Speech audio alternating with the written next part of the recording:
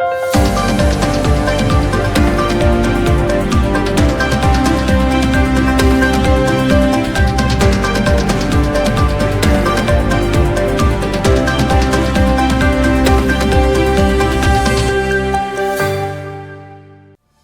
warga Jakarta, apa kabar Anda hari ini?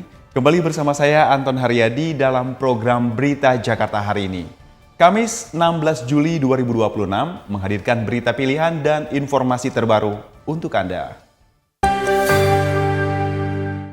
Warga Jakarta, sebelum kita ke berita utama, dari meja redaksi telah kami siapkan 3 berita pilihan dari website beritajakarta.id berikut ini. Gubernur DKI Jakarta Pramono Anung memastikan percepatan penanganan tumpukan sampah di TPS Rusun Waduk Pluit, Jakarta Utara dipercepat. Dengan mengerahkan alat berat dan personel di lokasi, ditargetkan selesai paling lambat 10 hari. Pengelolaan kawasan akan dibenahi agar penumpukan sampah tidak terjadi lagi. Menteri Transportasi Kerajaan Arab Saudi mengapresiasi perkembangan MRT Jakarta di area konstruksi Stasiun Tamrin dan Monas. Delegasi melihat langsung progres fase 2A yang telah mencapai 61,8%. Kunjungan ini diharapkan mempercepat persahabatan kedua negara serta membuka peluang kerjasama di bidang teknologi dan sumber daya manusia.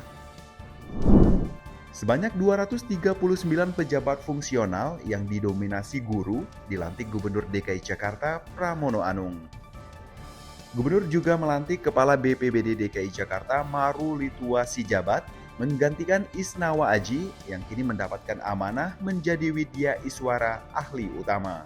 Pramono menegaskan sektor pendidikan, kesehatan, dan sosial akan terus menjadi prioritas utama pembangunan di ibu kota.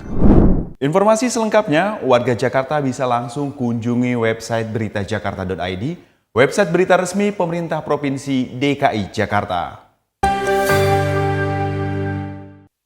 Kita beralih ke berita pertama, Berita Jakarta hari ini. Gubernur DKI Jakarta Pramono Anung memastikan pembangunan Jalan Penyeberangan Orang atau JPO di Jalan Kapten Tendean, Jakarta Selatan akan segera dibangun kembali. Selain melanjutkan proses hukum ganti rugi melalui dinas terkait, Pramono kini tengah mempertimbangkan sumber dana lain, APBD perubahan, hingga menggandeng swasta lewat CSR. Akibat kelalaian supir truk yang mengangkut alat berat melebihi muatan, merobohkan JPO Tendean sekaligus menimbulkan kemacetan parah di sekitar kawasan Blok M. Gubernur DKI Jakarta Pramono Anung menyatakan proses ganti rugi dari perusahaan truk sepenuhnya diserahkan kepada dinas terkait bersama aparat penegak hukum. Meski demikian, Pramono tidak ingin penanganan JPO Tendean berlarut-larut. Ia meminta fasilitas tersebut segera dibangun kembali, mengingat lokasinya berada di kawasan padat dan menjadi jalur penting bagi masyarakat. Nanti biar dinas terkait beserta APH yang akan memproses itu apakah dilakukan penuntutan atau tidak, tentunya dinas terkait dan APH akan melakukan.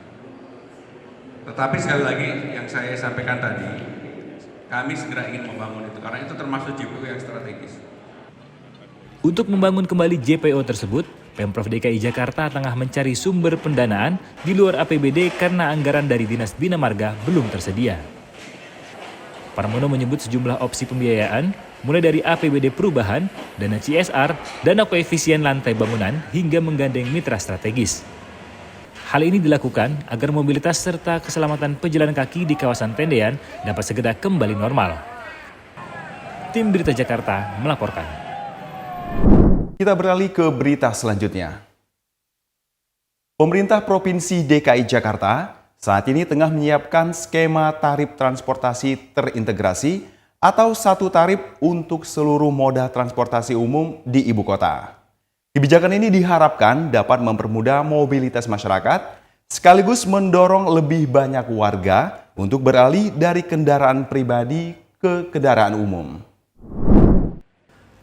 Gubernur DKI Jakarta Pramono Anung menjelaskan, Pemprov DKI tengah membahas sistem tiket transportasi satu tarif dalam 2 skema.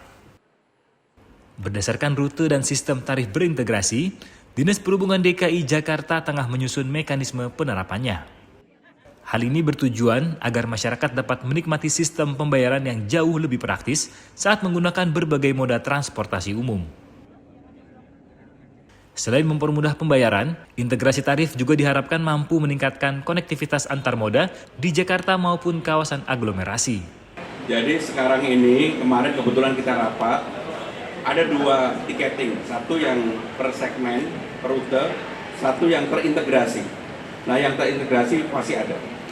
Di sisi lain, Pemprov DKI Jakarta juga tengah menghitung besaran tarif LRT Jakarta fase 1B yang nantinya akan melayani rute Pegangsaan 2 hingga Manggarai. Pramono memastikan tarif LRT tersebut akan ditetapkan pada tingkat yang terjangkau bagi seluruh lapisan masyarakat. Tim Berita Jakarta melaporkan. Kita masuk ke segmen Info Jakarta. Pendaftaran tahap kedua Sanggar Kegiatan Belajar atau SKB resmi dibuka. Bagi calon murid baru bisa mulai melakukan pendaftaran pada tanggal 15 hingga 17 Juli 2026. SKB menyediakan program paket A setara SD, paket B setara SMP, dan paket C setara SMA.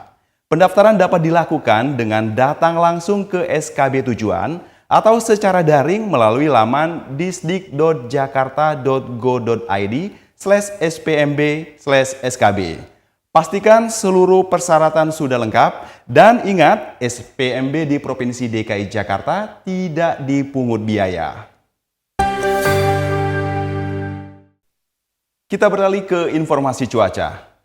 Sebelum memulai aktivitas esok hari, warga Jakarta bisa langsung melihat perakiraan cuaca yang dirilis BMKG berikut ini.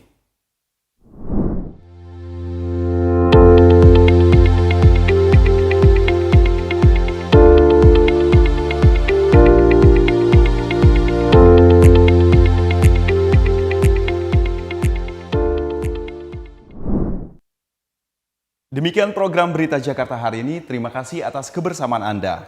Saya Anton Haryadi dan tim yang bertugas pamit undur diri. Menyongsong 5 abad Jakarta, Jakarta Kota Global dan Berbudaya.